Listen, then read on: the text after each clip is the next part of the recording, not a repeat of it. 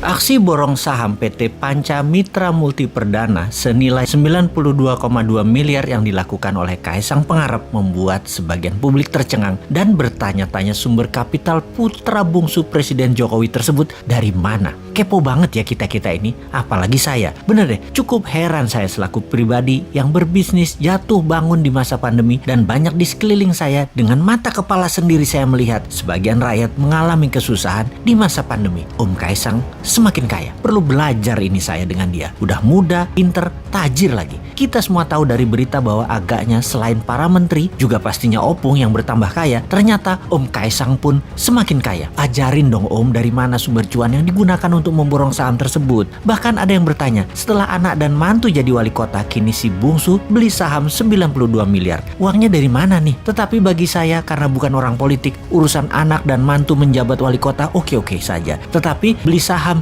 92 miliar ngeces juga gua. Strategi bisnisnya pinter nih Om Kaisang dengan memborong saham PT Panca Mitra Multi Perdana, sebuah perusahaan yang memproduksi makanan beku berbasis udang. Total saham yang dibeli Om Kaisang Pangarep yakni sekitar 188,24 juta lembar saham atau sekitar 8% dari total keseluruhan saham yang ditempatkan di perseroan atau senilai 92,2 miliar. Kaisang membeli saham PT Panca Mitra Multi Perdana melalui perusahaan miliknya PT Harapan Bangsa Kita atau yang lebih dikenal dengan GK Hebat. Oke lah, selamat buat Om Kaisang yang dengan pintar memutar uangnya di banyak bidang. Mudah-mudahan pemodal yang memodali bukan mereka yang cari selamat dari kejaran hukum karena membakar hutang ya.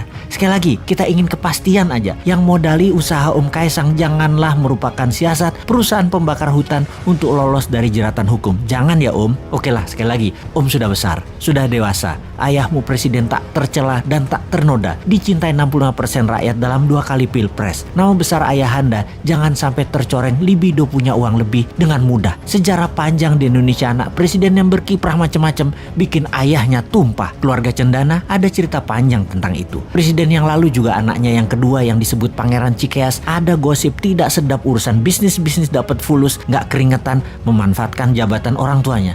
Jadi janganlah Om Kaisang membuat hal yang akan digosipkan karena jabatan ayahanda, yaitu sukses Om Kaisang karena orang dalam menjadi sejarah yang mengganggu prestasi ayahanda yang bersih.